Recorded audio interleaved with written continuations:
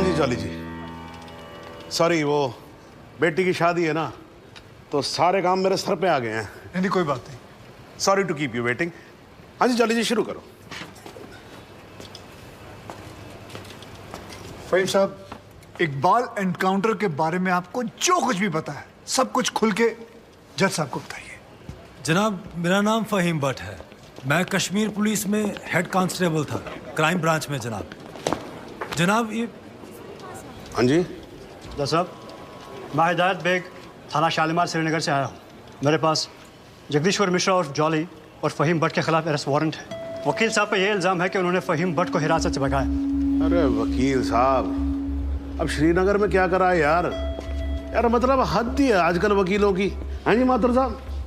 जी श्रीमान, बहुत दुख की बात है कि कानून की रक्षा करने वाले ही कानून के साथ जब खिलवाड़ करेंगे तो समाज भ्रष्ट हो जाएगा श्रीमान, प्रजातंत्र नष्ट हो जाए। मेरे हिसाब से तुम्हें सरेंडर कर देना चाहिए। रही डेट की बात, केस की बात, तो हमें कोई भी डेट दीजिए, हमें कोई आपत्ति नहीं। जनाब, आप चाहेंगे तो कोर्ट खत्म होते ही हम दोनों कश्मीर पुलिस को सरेंडर कर देंगे, लेकिन उससे पहले आप फहीम भट्ट का बयान जरूर दर्ज कर लीजिए। ये मेरी हाथ जोड़ के विनती है आपसे। देखो वकील साहब, आप मुझसे तो कुछ उम्मीद रखो नहीं, समझ में आया नहीं आया? नहीं मैं बहुत झेल चुका हूँ आपको। नहीं, ये निरुपा राय की एक्टिंग मेरे सामने करने की जरूरत नहीं है। मासूम सा चेहरा मत बनाओ। इंस्पेक्टर साहब, आप गिरफ्तार करो इनको। जनाब सिर्फ 5 मिनट लगेंगे, बयान ले लीजिए, मुझे फिर बाद में भेजा। चलो मेरी बात सुनो। अरे लेके जाओ भाई। अरे भाई सुनो, वकील साहब को बोला ले जाने के लिए, इनको थोड़ी ना बोला इनको कटघरे में वापस लेके आओ। चलो साहब, वारंट तो दोनों के खिलाफ है। अरे भी जानता हूं, मैं जानता हूं, लेकिन ये फहीम भट्ट जो है ये तो लिस्टेड विटनेस भी है ना, तो इनकी स्टेटमेंट रिकॉर्ड कर लेते हैं। और आप एक काम करो, रिकॉर्ड होने के बाद ना आप दोनों को साथ ले जाना। हाँ जी जाओ। लेकिन श्रीमान, ये स्टेटमेंट तो अगली डेट को भी रिकॉर्ड हो सकती है। माथुर साहब देखो क्या है, कल से मैं 2 महीने की छुट्टी पे जा रहा हूँ। बिटिया की शादी है, आपको तो मालूम है ना, मतलब मैं कार्ड भेजूंगा, आपको आना होगा। हैं जी हैं।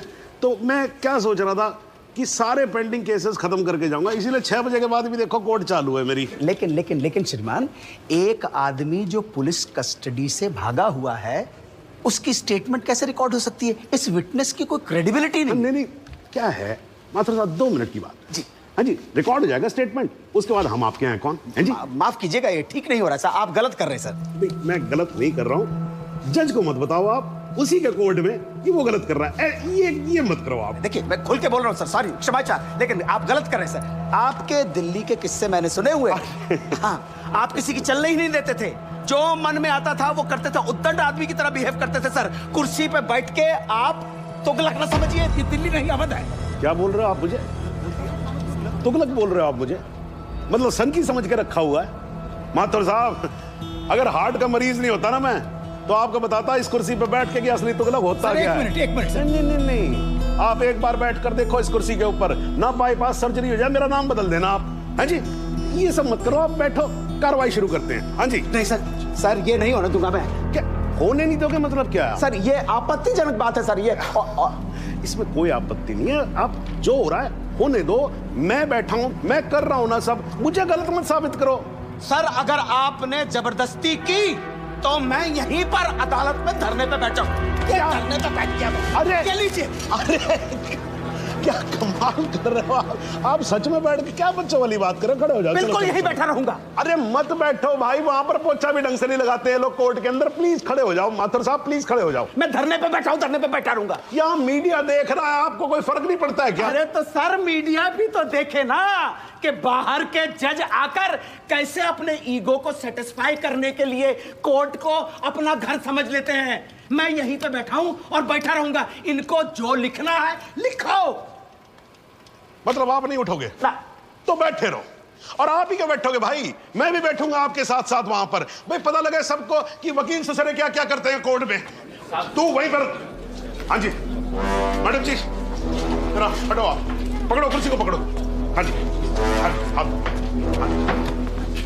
Thank you jolly.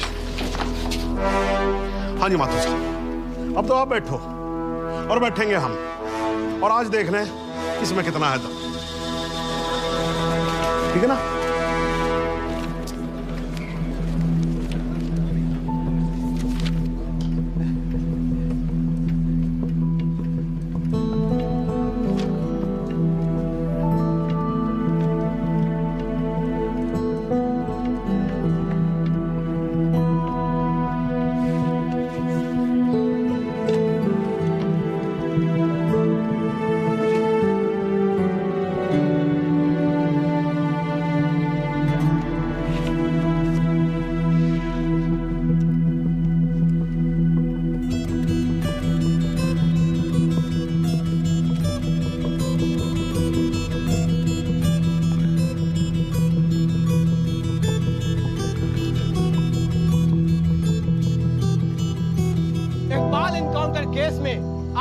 में जो कुछ भी हुआ वो शायद भारतीय न्याय व्यवस्था के इतिहास में पहली बार हुआ होगा।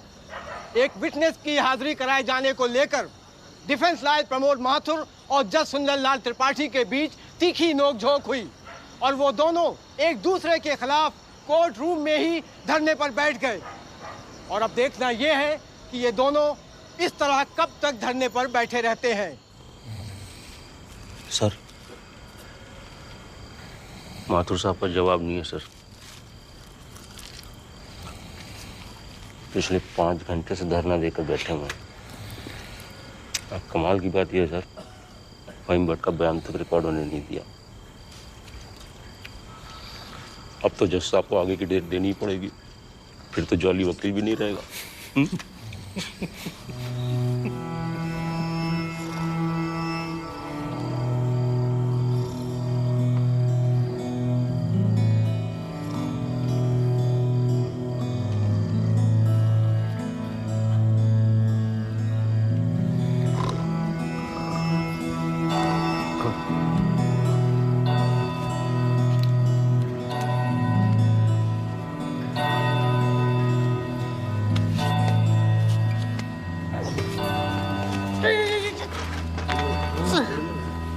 सर,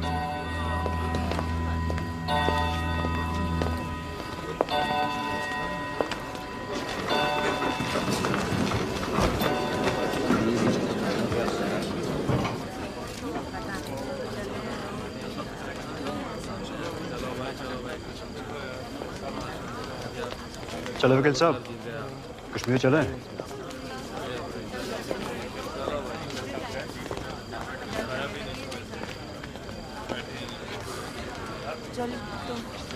मैं चलता हूँ, अपना ध्यान रखो, ठीक है?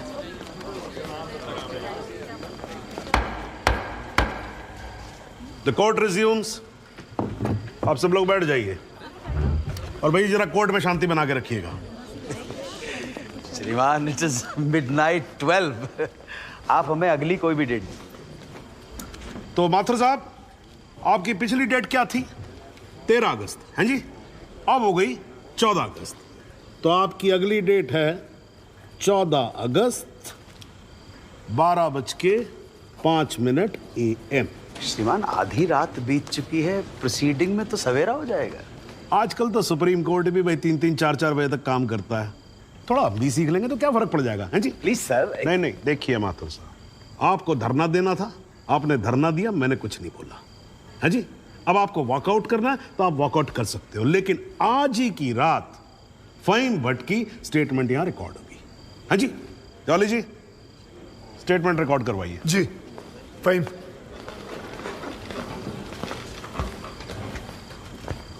जनाब, बहुत बहुत शुक्रिया। फहीम साहब को बताओ क्या क्या हुआ था। जनाब, इस इनकाउंटर से कुछ महीने पहले हमने एक इंटेलिजेंस रिपोर्ट भेजी थी सिंह साहब की टीम को, जिसमें एक कश्मीरी मिलिटेंट इकबाल कादरी के डिटेल्स थे जो यहाँ लखनऊ में छिपा था। जनाब, इस इनकाउंटर से एक दिन पहले मुझको फोन करके यहाँ बुलाया गया ताकि मैं इस बात की शिनाख्त कर सकूं कि जिस इकबाल को इन्होंने पकड़ा है वो इकबाल कादरी है या नहीं। जनाब, जब मैं यहाँ पहुंचा तो उस शख्स का निकाह हो रहा था। मैं देखते ही समझ गया कि ये इकबाल वो इकबाल नहीं है। मगर जनाब, सिंह साहब की टीम ने मुझ पर प्रेशर बनाया कि मैं अपनी रिपोर्ट में ये कहूं कि इकबाल कासिम ही इकबाल कादरी है। मैंने ये करने से मना कर दिया, मैं श्रीनगर वापस चला गया। फिर जनाब, जब मैंने इनकाउंटर की न्यूज़ पढ़ी तो मेरे को जनाब बड़ा अफसोस हुआ। मैंने श्रीनगर में अपने अफसरों को बताया तो बोले बात को रफा दफा करो। मैंने बहुत समझाया उनको, वो नहीं माने। जब वो नहीं माने तो मैंने दिल्ली में सेंट्रल एजेंसी को इस इनकाउंटर की कंप्लेंट कर दी। मुझ पर कंप्लेंट वापस लेने के लिए बहुत प्रेशर डाला गया। फिर मैं नहीं माना तो इन्होंने क्या किया जनाब, एक दिन मुझको गिरफ्तार कर लिया, एक झूठा मुकदमा बनाकर मुझे जेल में डाल दिया जनाब, और मेरे को जनाब महकमे से भी बाहर कर दिया जनाब मेरे को। शुक्रिया जनाब। माथुर साहब, आप कुछ कहोगे या नाराज हो अभी तक? अरे नहीं श्रीमान, आपकी नाराजगी मोल लेकर अपनी दुकान थोड़े बंद करवानी। मगर मैं तो ये पूछना चाहता हूँ, आप तो गुस्सा नहीं है? नहीं, मैं नाराज और आज कुछ नहीं हूं, लेकिन यार अगली बार से तुगलक मत बोलना मेरे को। हाँ जी माथुर साहब, मतलब इस कोर्ट में बैठे बैठे मेरे बाल सफेद हो गए। I think I deserve some respect. क्षमा प्रार्थी हूँ श्रीमान। ठीक है, आप शुरू करो। फाइन भट्ट, आप माननीय न्यायाधीश महोदय को बताएंगे कि ये केस क्या है, इस अदालत में हम किस सच्चाई की खोज कर रहे हैं। ये कि कांस्टेबल भदौरिया और इकबाल की मौत कैसे हुई। तो आपने अभी जो राबी चिनाब झेलम जैसी लंबी कहानी सुनाई है, उससे कहीं ये साबित होता है कि इन दोनों की मौत कैसे हुई? क्योंकि मौके वारदात पे आप तो थे नहीं। जी नहीं, लेकिन ये तो पता चल। लेकिन कुछ नहीं। अगर कोई और फिल्मी कहानी सुनानी हो तो जज साहब को सुनाई। इनको फिल्मों में बहुत इंटरेस्ट है, मुझे बिल्कुल कोई दिलचस्पी नहीं है। मुझे तो मेरे प्रश्न का सीधा साधा जवाब दे दो यार, यस और नो। जी नहीं। Very good, well done. Fine, but ये अगस्त 2010 में कश्मीर पुलिस ने कुपवाड़ा इंसिडेंट में तुमको 6 महीने के लिए सस्पेंड कर दिया, क्यों? जनाब, इस सवाल का हमारे केस से क्या संबंध है? पंडित जी, अगर कोई संबंध नहीं हुआ ना तो काला कोट पहनना बंद कर दूंगा। मैंने आपसे कहा था ना, आपकी तरह कान घुमा कर नहीं पकड़ूंगा, सीधे पकड़ूंगा, कस के पकड़ूंगा। जाऊं? जाइए सर, नहीं तो आप फिर धरने में बैठ जाओगे। तो क्यों सस्पेंड किया? मुझ पर एक आदमी की कस्टोडियल डेथ का इल्जाम था। तो तुमने किसी की जान ली थी? जी नहीं, मैंने उसे अरेस्ट किया था शक के बिना पर। उसे चौकी ले जा रहे थे हम पूछताछ के लिए। बहुत डरा हुआ था, उसने घबरा के पुलिस वैन से छलांग लगा दी। पीछे से ट्रक आ रहा था, वो मर गया। फाइन, बट एक बात बताओ, चलती वैन में तुम्हारी पकड़ से एक आदमी डर के मारे कूद सकता है, तो क्या ये मुमकिन नहीं है कि उसी डर के मारे कोई अपराधी कूद जाए, कांस्टेबल की बंदूक छीन ले और भागने की कोशिश करे? जनाब, लीड किया जा रहा है विटनेस को। Objection overruled, please sit down. जी, ऐसा हो सकता है। तो खुल के कहो ना गुरु, हम सब अच्छी तरह से समझते हैं कि तुम्हारे साथ ऐसा हो चुका है। तो तुमसे बेहतर कौन बता सकता है कि ऐसा किसी के साथ भी हो सकता है, राइट? जी। Very good. बस अब एक आखिरी सवाल। तुमने अभी अपने स्टेटमेंट में कहा कि तुमको 6 महीने के लिए सस्पेंड कर दिया गया था। तुम्हारे खिलाफ केस क्या बनाया गया? मुझ पर इल्जाम था कि मैंने कॉन्फिडेंशियल इंफॉर्मेशन दुश्मन को सप्लाई की। मगर वो इल्जाम झूठा है जनाब। जनाब, मुझे जेल में इसलिए डाल दिया गया क्योंकि मैंने इस मामले की कंप्लेंट सीबीआई को कर दी थी। ये तो तुम कह रहे हो ना, तुम्हारे कहने से मुकदमा झूठा नहीं हो जाएगा और तुम निर्दोष साबित नहीं हो एक मिनट जनाब, साहब भूल रहे हैं कि जब तक आरोप सिद्ध ना हो जाए तब तक आरोपी निर्दोष होता है। That is the point, वकील साहब। That's the bloody point। और श्रीमान, इस तर्क के आधार पर तो इंस्पेक्टर सूर्यवीर सिंह और उनके साथी निर्दोष हुए सर।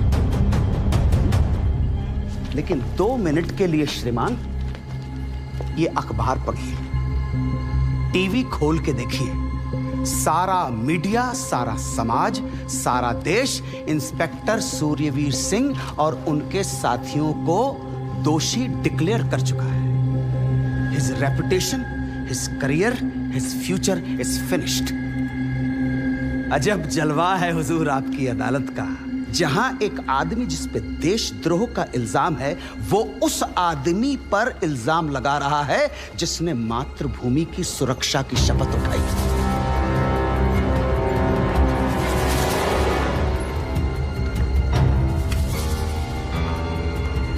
श्रीमान, आज से कई साल पहले इलाहाबाद हाई कोर्ट के बाहर एक बॉम्ब ब्लास्ट हुआ था जिसमें 9 बेकसूर लोगों की जानें गई थी। मृतकों में हमारे बड़े भाई, हमारी भाभी और 7 साल का भतीजा भी शामिल था। इसी आतंकी हमले में हमारे बाबूजी पूजनीय श्री जुगल किशोर माथुर भी घायल हो गए, मगर फिर भी वो आज यहाँ आए। आधी रात को श्रीमान ये देखने आए हैं कि आप किसके साथ खड़े हो। और श्रीमान, मैं ये पूछना चाहता हूं कि क्या ये न्यायालय इतना कमजोर है कि फैसला भी नहीं कर पा रहा है कि देश को सूर्यवीर जैसे अफसरों की जरूरत है या इकबाल कादरी जैसे हत्यारों की? और श्रीमान, अंत में सिर्फ इतना निवेदन करना चाहता हूं कि हम कितना ही अनजान बने रहें, कबूतर की तरह आंखें बंद करके बैठे रहें, लेकिन हकीकत यह है श्रीमान that we are in a state of war. और किसी विद्वान ने बड़ा सही कहा है, everything is fair in love and war. बाकी श्रीमान, न्याय आपके हाथ में। प्रमोद माथुर का प्रणाम स्वीकार करें।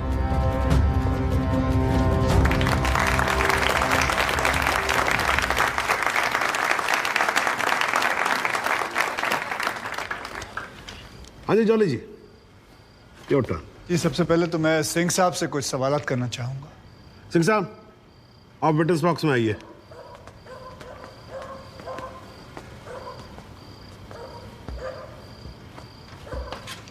सिंह साहब, आप जरा कोर्ट को बताएंगे कि अगला क्रिकेट वर्ल्ड कप कौन जीतेगा? भाई ये किस तरह का सवाल हुआ भाई वकील साहब?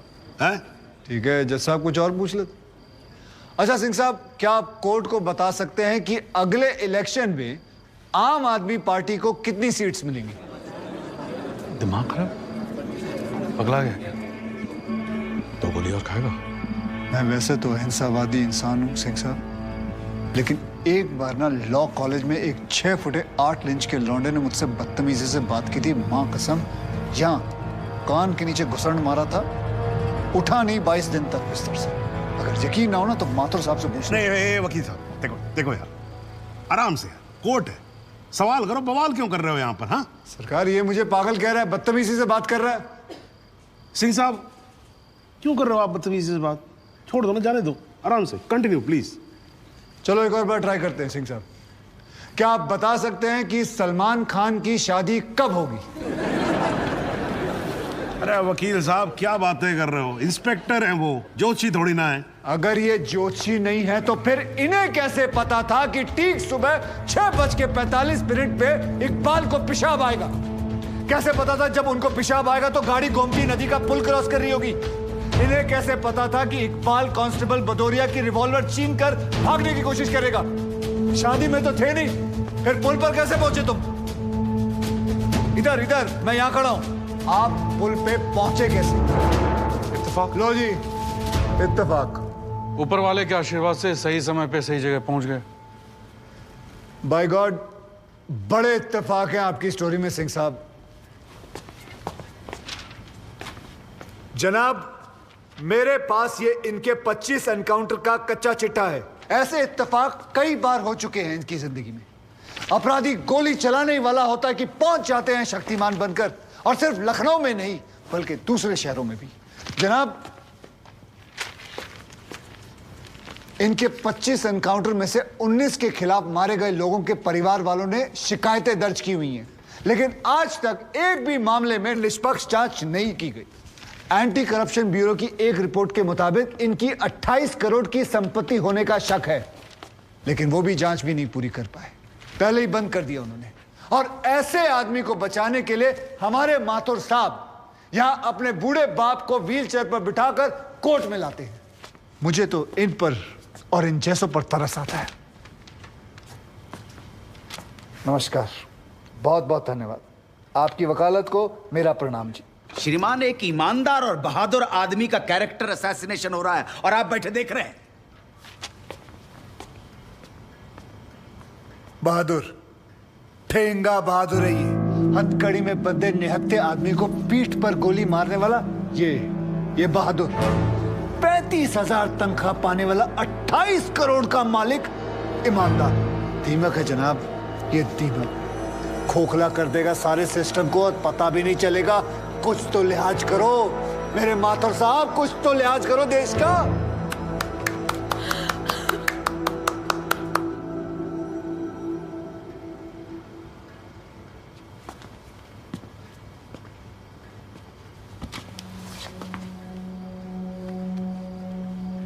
मैं जुगल किशोर माथुर साहब का दर्द समझ सकता हूं। मेरी वजह से तो एक औरत ने अपनी जान ली थी और मैं महीनों चैन से नहीं सो पाया था। लेकिन माथुर साहब ने तो अपनी बेटी, बहू और पोते को खोया। उनका दर्द उनके अलावा इस कोर्ट में सिर्फ एक ही आदमी समझ सकता है, ज़हूर सिद्दीकी से। इन्होंने भी अपनी बेटी, दामाद और होने वाले नाती को खोया है। दर्द में ये दोनों एक जैसे हैं जनाब। अब इन्हें जुगल किशोर सिद्दीकी कहूं या फिर इन्हें सहूर किशोर माथुर, कोई फर्क नहीं पड़ता। जनाब, गोमती नदी के पुल पर उस दिन 2 जानें गई थी। एक 12 घंटे पहले दूल्हा बने, हाथों में मेहंदी लगाए इकबाल कासिम की थी, और दूसरी 20 दिन में रिटायर होने वाले कांस्टेबल बलदेव सिंह भदौरिया की। और जनाब, ये हैं कांस्टेबल भदौरिया की पत्नी, जो अपने पति को खो चुकी है और जेल में बंद अपने बेटे की बेल करवाने के लिए कोर्ट के चक्कर काट रही है। अब इन्हें क्या कहेंगे माथुर साहब? मुस्कुराइए, आप लखनऊ में। सच सुना तो नजरें फेर ली। माथुर साहब, ओ माथुर साहब, इत्तेफाक सिर्फ तुम्हारे साथ नहीं होते सिंह, ऊपर वाले की बड़ी कृपा है मुझ पर। इस दफा एक इत्तेफाक मेरे साथ भी हुआ है।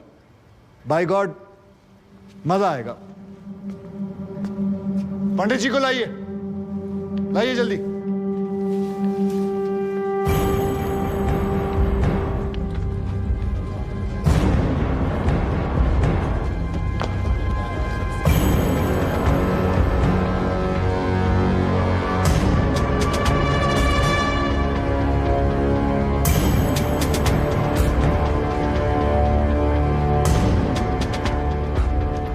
क्या मैं पूछ सकता हूं कि क्या हो रहा है इस कोर्ट में? और क्या आप बताने की जहमत करेंगे कि आप ऐसा होने क्यों दे रहे हैं? कौन है ये बाबा सर? इसका इस केस से क्या रिलेशन है सर? ना कोई एडवांस नोटिस है, ना अग्रिम सूचना है। क्या रेलेवेंस क्या है और आप इसे अलाउ कर रहे हैं? जनाब, इस विटनेस का नोटिस देता ना तो ये विटनेस यहां नहीं होता, किसी मुर्दा घर में गड़ा हुआ होता। इस आदमी को मैं पकड़ के नहीं लाया हूं, पुलिस वाले पकड़ के लाए हैं। और जनाब, इस विटनेस का इस केस के साथ डायरेक्ट कनेक्शन है। इंस्पेक्टर साहब, आपने अरेस्ट किया इसको? जनाब, ये वकील साहब एकदम सही कह रहे हैं। इस पंडित का इस केस से सीधा संबंध है।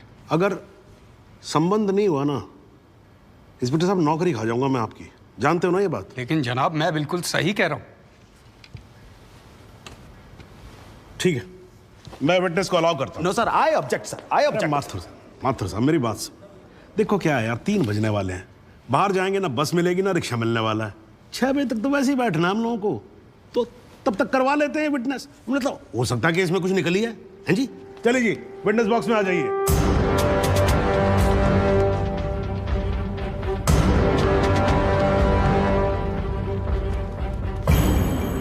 नमस्कार पंडित जी, क्या हाल है आपका? घरेलू कपड़े वपड़े टीका शीका लगा के पूरी तैयारी में आए हैं। फहीम भट्ट साहब, खड़े होइए। कोर्ट को बताइए कि इन पंडित जी का नाम क्या है? मोहम्मद इकबाल कादरी। हैं जी? मोहम्मद इकबाल कादरी। मोहम्मद इकबाल कादरी। इसको कहां से अरेस्ट कर लिया जी आपने? जनाब, मथुरा से 1 साल से वहां छुपा हुआ था साधु का भेष बनाकर। ये तो कमाल हो गया। जज साहब, इंस्पेक्टर महोदय झूठ बोल रहे हैं। हमारा नाम इकबाल कादरी नहीं है, हमारा नाम तो रामकृष्ण सारस्वत है। हम तो निरीह ब्राह्मण हैं, ब्रह्मचारी हैं। हाँ, जम्मू के रहने वाले हैं, उस वजह से भाषा में थोड़ी कश्मीरी झलक है, लेकिन हम वो नहीं है जो बताया जा रहा है। ये देखिए हमारा आधार कार्ड और voter ID card. Om Prakash ji, जरा लेके आओ उसे। लाओ जरा, फटाफट लेके आओ। जनाब, ये पंडित सरासर झूठ बोल रहा है। इसने पुलिस को खुद स्टेटमेंट दिया है, जिसमें इसने खुद कहा कि ये इकबाल कादरी है। कंधे के ऊपर उत्तर प्रदेश पुलिस के 2 स्टार लगा रखे हैं। इतना मालूम नहीं है कि पुलिस को दी गई स्टेटमेंट कोर्ट में एडमिसेबल नहीं है। जनाब, ये इंसान एक ट्रेंड मिलिटेंट है। नकली आधार कार्ड बनाना कोई मुश्किल काम नहीं है, आप अच्छी तरह जानते हैं। और फहीम भट्ट भी इसको आइडेंटिफाई कर चुके हैं। सर, ये अपनी आइडेंटिटी छुपा रहा है। श्रीमान, यहाँ आइडेंटिटी छुपा नहीं रहा है, अपनी आइडेंटिटी बता रहा है। कैसे बताएगा अपनी आइडेंटिटी? हम सब कैसे बताएंगे सर? आप सुंदरलाल त्रिपाठी हैं, मैं प्रबोध माथुर हूँ, ये पंडित जी हैं कानपुर वाले। कैसे पता पड़ेगा? किसी आधार कार्ड से, राशन कार्ड से या पासपोर्ट से। सबूत आपके सामने है सर, संदेह की कोई बात ही नहीं। और वैसे बता दूं सर, निवेदन कर रहा हूं, ये जो पंडित जी है ना, ये ऑलरेडी झूठा गवाह पेश कर चुके हैं। बार एसोसिएशन ने इनका लाइसेंस रद्द कर दिया। चंद घंटों के मेहमान है ये वकीलगिरी से सर, इनकी बात को सीरियसली नहीं लिया जाए। माथुर साहब, चंद घंटे तो है ना, लड़ लूं ना तब तक तो लड़ सकता हूं ना। जॉली साहब, ये देखो यार, कोर्ट में लड़ने वड़ने की बात मत करो आप। नहीं, माथुर साहब एकदम ठीक बोल रहे हैं। मुझे लगता है पुलिस से कोई गलती हो गई है। बाबा जी सॉरी, आप जा सकते हो। एक मिनट जॉली जी, आप वहीं रुके। एक मिनट सर, मैं आपसे हाथ जोड़ के विनती करता हूँ, मैं इससे कुछ सवालात करना चाहता हूँ। मैं बड़ी मुश्किल से इसको लेके आया हूँ। मैं एक मौका मुझे दे दीजिए। नहीं, आपने क्या कहा था? अभी ऑटो बस कुछ नहीं मिलने वाला, एक मौका। एक मिनट, आप चिल्लाना बंद करोगे जरा? 2 मिनट चुप रहोगे आप? गलती हो, 2 मिनट चुप रहो आप। ओके।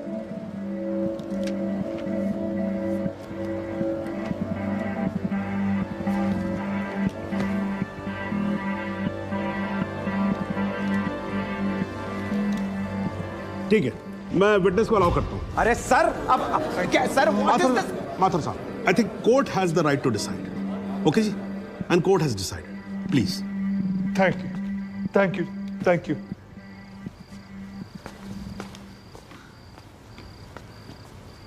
तो आप निरी ब्राह्मण ब्रह्मचारी, तो फिर धर्म का बड़ा ज्ञान होगा आपको। अवश्य है। मैं भी कान्यकुब्ज ब्राह्मण हूं, वो भी जनेऊधारी। तो चलिए 2 ब्राह्मणों के बीच में शास्त्रार्थ हो जाए। पूछिए, क्या पूछना है? चलिए गायत्री मंत्र सुनाइए।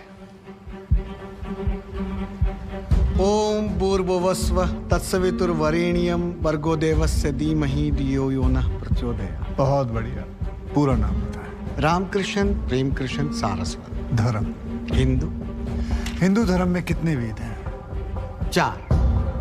नाम बताएं। ऋग्वेद, सामवेद, यजुर्वेद, अथर्ववेद। 4 युगों के नाम बताएं। सतयुग, द्वापर, त्रेता, कलयुग। वर्ण कितने हैं? 4। ब्राह्मण, क्षत्रिय, वैश्य, शूद्र। आपका वर्ण क्या है? ब्राह्मण। कौन से ब्राह्मण? गौर ब्राह्मण। कौन से गौर? सांदे गौर। गोत्र? शांडिल्य, प्रवार, वशिष्ठ, वेद, यजुर्वेद, उपवेद, बेतरियाणी, मुख, श्रीमुख, कुल देवता, सप्तसुरी, चरण, वाम, बिस्वा। या अल्लाह, इससे आगे भी होता है। क्या कहा आपने? बिस्वा नहीं पता। बिस्वा नहीं पता। बिस्वा से पहले क्या कहा? इकबाल कादरी? लानत है तेरे पे इकबाल कादरी, लानत है। अब तो अल्लाह का नाम भी आ गया जुबान पे। अब तो सच बोल। देख, तू कुछ भी कर ले, तू बचेगा नहीं। कब तक जिएगा झूठ की जिंदगी? अस्तगफिरुल्लाह। वाइनते वन पोज क़यामत की 2 कुछ बुद्धि खुदाइश मैं आईने वजह से इतने किया खुदाई जो उच्छान कुछ जो गुनाहगार सोई कर फैसलन पोज क्या पोज ये चुना परवायती करना मिला इंसाफ खुदाई करे इंसाफ पन्नीस दरबार बस इंशाअल्लाह। इकबाल कादरी, अगर मैं चाहता था तुम्हारा मेडिकल टेस्ट करवा के ये पता कर सकता तुम कितने बड़े पंडित हो, मगर मुझे तुम्हारी जुबान से सुनना था। कोर्ट को बताओ, तुम्हारा असली नाम क्या है? बताओ।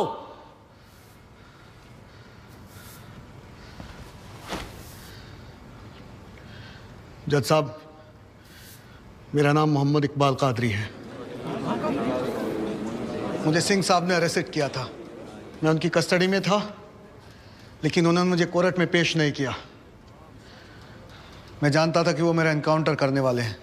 एक दिन मौका देखकर मैंने उनसे कहा कि अगर वो मुझे जाने देंगे तो मेरे आदमी उन्हें बहुत सारा पैसा देंगे, और उन्होंने मेरी बात मान ली।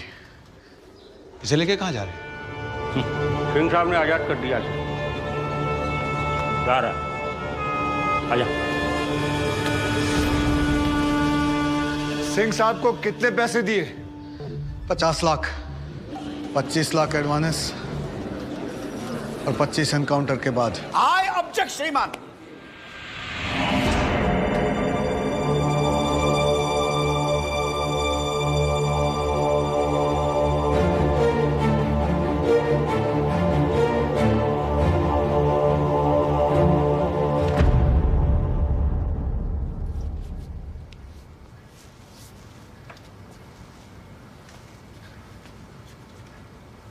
मुझे और कुछ नहीं कहना जनाब, मगर माथुर साहब की एक बात का जवाब जरूर देना चाहूंगा कि हमें सूर्यवीर सिंह चाहिए या फिर इकबाल कादरी। जनाब, हमें दोनों ही नहीं चाहिए। हमें ऐसे कादरी नहीं चाहिए जो बेगुनाह लोगों को मारना जिहाद समझते हैं, लेकिन हमें ऐसे सूर्यवीर सिंह भी नहीं चाहिए जो पैसों के लिए एक मिलिटेंट को छोड़ देते हैं और किसी बेकसूर की जान ले लेते हैं।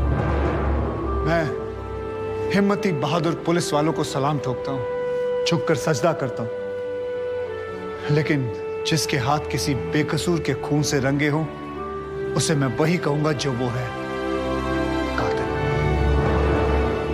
और ऐसे राक्षसों से बच के रहिएगा माथुर साहब। किसी ने 25-30 लाख ज्यादा दे दिए तो क्या पता अगला इत्तेफाक आपके साथ हो जाए।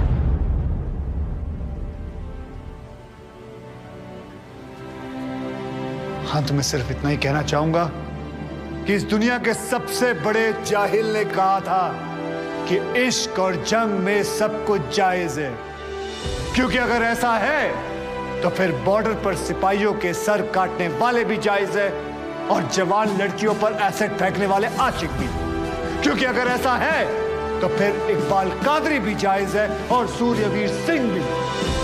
अब आप ही तय करें जनाब कि ये दोनों जायज है या फिर दोनों नाजायज।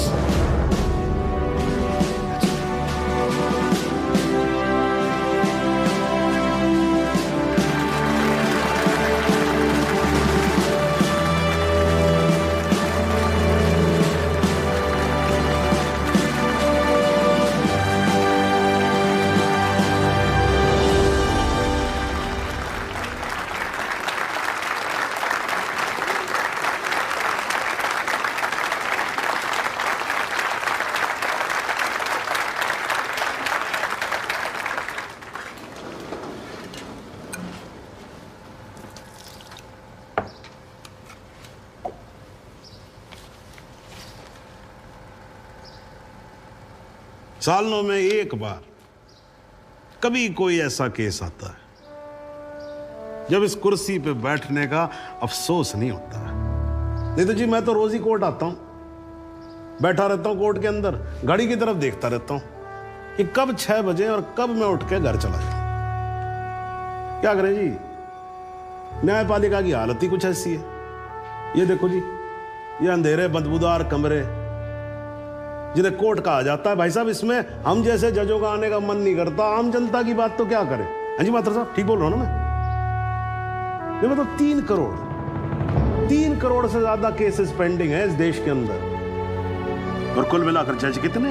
21,000। यानी देखा जाए तो 1 लाख लोगों पर एक जज। डेट पे डेट पड़ती रहती है। हाँ जी, लोग आते रहते हैं, हताश होकर घर जाते रहते हैं। लेकिन फिर भी आज भी हिंदुस्तान में जब कहीं 2 लोगों के बीच में झगड़ा होता है ना, कोई विवाद होता है, तो एक दूसरे से क्या कहते हुए पाए जाते हैं? I will see you in court. क्यों करते हैं भाई लोग ऐसा? हाँ जी, क्योंकि आज भी लोग भरोसा करते हैं, न्यायपालिका पे। उनको भरोसा होता है कि अगर सरकार उनकी बात नहीं सुनेगी, प्रशासन उनकी बात नहीं सुनेगा, पुलिस उनकी बात नहीं सुनेगी, तो कोर्ट सुनेगी उनकी बात, सुनेगी और न्याय देगी। इसलिए भाई साहब, इस कुर्सी पे बैठा मेरे जैसा हर आदमी, उसका यह कर्तव्य बनता है कि वो इस भरोसे को ना टूटने दे। इस कोर्ट में पेश किए गए सभी गवाह और एविडेंसेस, एक बात तो एकदम साफ हो जाती है कि 13 अगस्त को गोमती नदी के पुल पे जो भी हुआ वो अचानक होने वाला एनकाउंटर नहीं था, बल्कि एक सोची समझी साजिश के तहत की जाने वाली हत्या थी। इसलिए यह कोर्ट इंस्पेक्टर सूर्यवीर सिंह और उनके सभी साथियों को आईपीसी सेक्शन 302, 201, 182 और 340 के तहत हत्या, एविडेंस मिटाने, कोर्ट को गुमराह करने और झूठे सबूत पेश करने का दोषी मानते हुए लाइफ इम्प्रिजनमेंट की सजा सुनाती है। और यह कोर्ट शहीद कांस्टेबल बलदेव सिंह भदौरिया के पुत्र राम कुमार भदौरिया को तुरंत रिहा करने का आदेश भी देती है। The court is adjourned.